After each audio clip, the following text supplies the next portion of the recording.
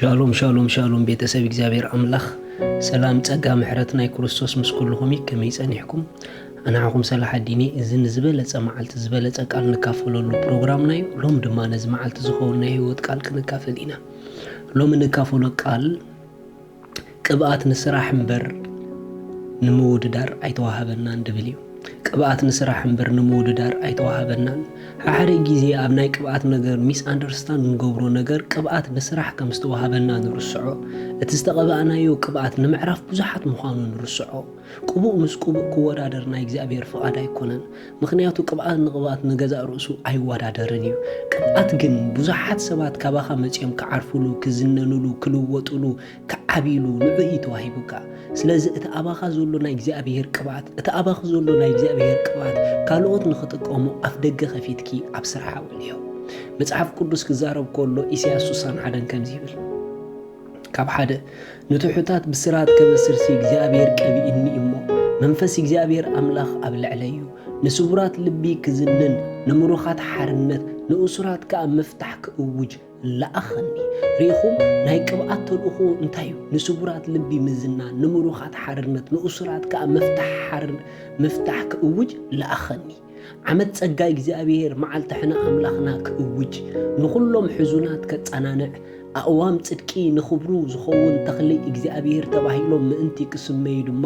ንሕዙናት ጽዮን ኣብ ክንዲ ሓሙኽሽቲ ዘውዲ ክደፍቀሎም ኣብ ክንዲ ሓዘን ከዓ ዘይተሓጎስ ኣብ ክንዲ መንፈስ ጓህውን ክዳን ምስጋና ክህቦም ለኣኸኒ ኢሉ እዚ ጽሑፍ እዚ ስለ ጎይታና ኢየሱስ ክርስቶስ ይዛረብ ዘሎ ጎይታና ኢየሱስ ክርስቶስ ናይ ቅብኣቱ ተልእኾ እዚ ሕጂ ክገልጸልና ዝጸንሐ ንምሩኻት ሓርነት ከውፅእ ንእሱራት ክፈትሕ ንስቡራት ልቢ ድማ ክዝንን ናይ ቅብኣቱ ተልእኾ ንሱ ምዃኑ ክነግረና ጸኒሑ ልክዕ ዘሰይም ድማ ኩሉ ጊዜ እግዚአብሔር ክቐብአና ከሎ ንጥቕሚ ካልኦት ንምዕራፍ ካልኦት ንለውጢ ካልኦት ንምትሳእ ካልኦት ምዃኑ ኣይንረሳዓዩ ስለዚ ካባና ክጥቀሙ ዝግብኦም ንዕኦም ፎኩስ ምግባር ገዲፍና ኣብ ንሕድሕድና ከም እንባላለጽ እንወዳደር ሰባት ኣይንጠማመት ምንም ዘወዳደር የብልናን መን ምስ መን ክወዳደር ናይ መን ቅብኣት ምስ ናይ መን ቅብኣት ክወዳደር ኣብ ኩልና ኮይኑ ዝሰርሕ ናይ ኣምላኽ መንፈስ ደይኮነን እቲ መንፈስ ኣብ ምውድዳር የለን እቲ መንፈስ ኣብ ነፍሳት ምስራሕን ምዕያይን እዩ ዘሎ ስለዚ እቲ ኣባኹም ዘሎ ቅብኣት ናፍቲ ትኽክለኛ ስፍርኡ ከም ድጥምት ግበሩ ምኽንያቱ እግዚአብሔር ዝቐብአኩም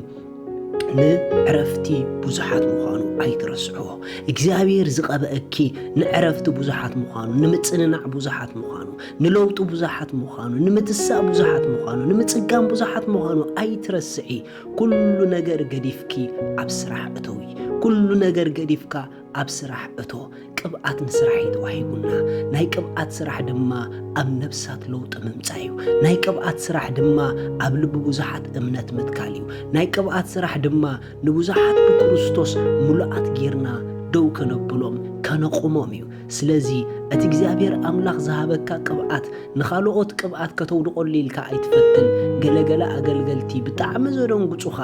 እንድሕር ካልኦት ብዝተፈላለየ መንገዲ ኣብ ልቢ ሰባት ካብኦም ትሕቲሎም ተዳርዮሞም እሶም ዝዓብይ ዘሎ ይመስሎም ኣነ ሎሙ ክነግረኩም ሓዊናተይ ኣባኻ ዘሎ ቅብኣትን ኣብ ሓውኻ ዘሎ ቅብኣትን እቲ ሓደ መንፈስ ዘምጾ እዩ እቲ ሓደ መንፈስ ከዓ ምስ ገዛእ ርእሱ ኣይወዳደርን እዩ ናይ መጨረሻ ናይ ውድቀት ጎደና ምስ ካልኦት ክትባላለጽ ምፍታን እዩ ኣብ መንፈሳዊ ህይወት ምብልላጽ የለን ኣብ መንፈሳዊ ህይወት ምውድዳር የለን ኢየሱስ ክርስቶስ ንዘለዓለም ጎይታ እዩ ስለዚ ንደንግጽ ስለዚ ጠፋኣ ነፍሳት ንደንግጽ ዝተቐባእና ንዕአን ኢና ስለ ዝተባላሸው ህይወት ዘለዎም ንደንግጽ ዝተቐባእክ ንዕኦም ኢኺ ስለ ኣብ ብዙሕ ከርተት ዘለዉ ደንግጺ ዝተቐባእኪ ንዕኦም ኢኺ ዳዊት ናይ እግዚአብሔር ቅብኣት ኣብ ህይወቱ ምስ መጸ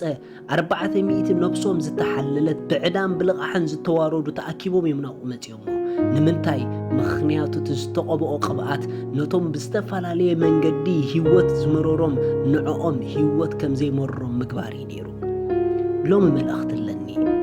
ዝተቐብአካ ንኽትወዳደር ኣይኮነን ዝተቐብአካ ንኽትሰርሕ እዩ ዓሪፍኩም ስራሕኩም ስርሑ ዓሪፍና ስራሕና ንስራሕ ኣብ ስራሕ ነተኩር نفس وقفنا بتزتخفتلنا معصو كمي غيرنا نصرحو زلنا سراح نسرح أبقو ندهب نخالة متأمات نقدوفو نخباب متأمات نقدوفو مبللات نقدوفو كمزا عينت زودق حساب كابلبنا ندربيو نقرقن مني خابانا زتكم مني بقانا زعرف نمني زتكم نمني برخف زخون نبل مخنياتو إجزابير زبابا الناس نوزحات نمعرافيو إجزابير أملاخ يبارخكم شالوم سلازي اللومي نقويتانا يسوس كروستوس أبي هيوتكم وسينكم كتقبلوا التدليو إتا أبو زلا نايزل عالم هيوت كتقبلوا التدليو إذا تقولوا تزيئة تسأليو إجزابير ربو سلوود دخا يسوس كروستوس يمسكنك الله يأمن الله يسوس كروستوس سلا حتياتي كم دتسأله أدا حتياتي كفيلو كم زفتشمو سلي كم زموته بسالسيت معالتي أملاخ كموتات كم زتنسؤو أبيمان أملاخ كم ستقمته يأمن الله يسوس كروستوس ناي هيوتي قويتا إيو يسوس كروستوس أملاخي مدحاني إيو كابزا ساعات نكريستوس بمقبالي حدش فترت ولود أملاخ كوين الله